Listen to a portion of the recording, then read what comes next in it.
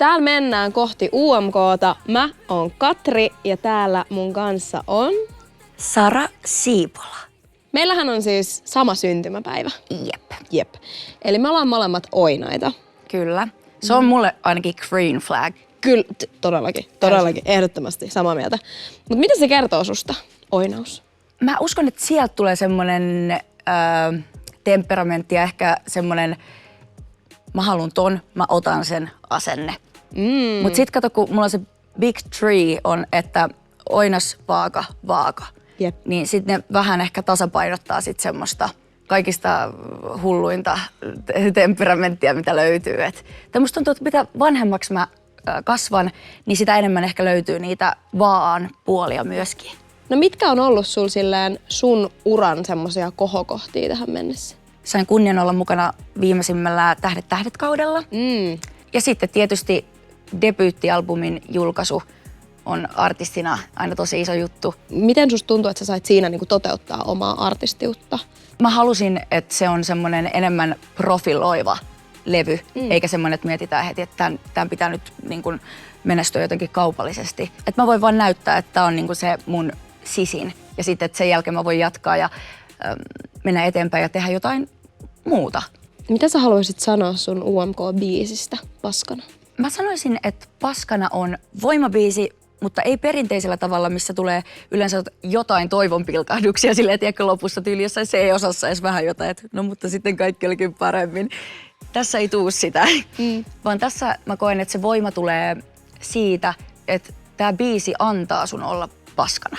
Ainakin itse kokee huonoa omatuntoa sit myöskin siitä, että no miksi mä oon paskana ja mun olisi pitänyt päästä jo yli ja mun olisi pitänyt jo päästä eteenpäin. Mut ei ole mitään aikaa, niin kun take your time. Mikä inspiroi sua tekemään ton biisin? Mulla oli tämmönen tilanne elämässä, että mun läheinen menetti hänen isänsä ja oltiin sitten istumassa iltaa ja monet ei ollut sitten nähnyt häntä tämän tapahtuman jälkeen ja sitten se oli just semmoista, että hän tuli sinne mestoille ja kaikki meni heti ottaan osaa ja sitten hän oli jotenkin silleen, että joo, että ei mitään, että tää on elämää ja tällaista tapahtuu ja mä jotenkin rupesin seuraamaan tätä mun läheistä sitä, että miten hän niinku yritti olla vähän niin kuin kahdessa maailmassa. Hänellä on 2 todellisuutta samaan aikaan. Että hänellä on se oman pään sisällä se oma suru, mitä kukaan muu siinä huoneessa ei ymmärrä.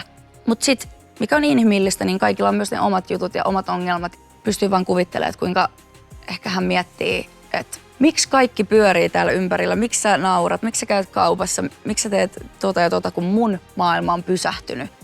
Ja mä oon myös itse kokenut tommosen tilanteen, kun mun mumma kuoli mun syntymäpäivänä, meidän syntymäpäivänä.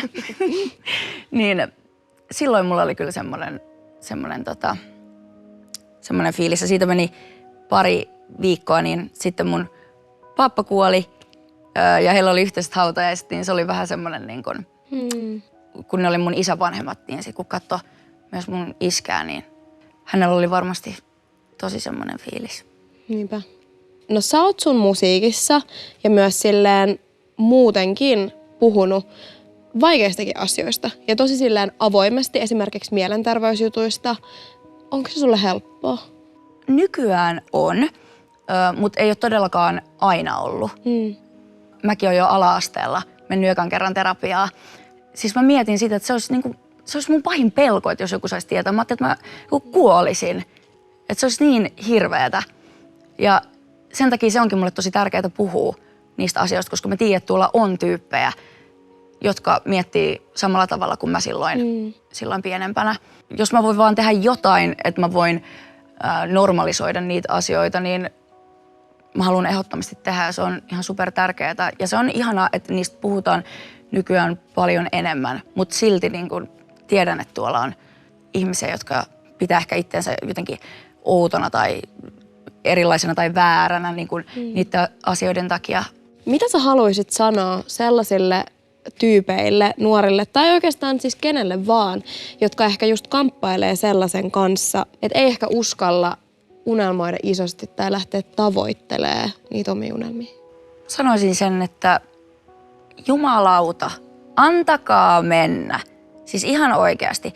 Tämä on sun elämä. Se, mitä joku sun koulukaveri tai kuka tahansa sanoo, niin sillä ei ole mitään väliä. Ja miettikää vaikka sitä, että mitkä oli mun mahdollisuudet, että mä istun nyt tässä. Että mä oon sieltä pieneltä paikkakunnalta. Mä olin niin huono koulussa, mä sain musiikistakin 6. Uskalsin puhua eka kertaa kunnolla ääneen 2016 niistä omista unelmista.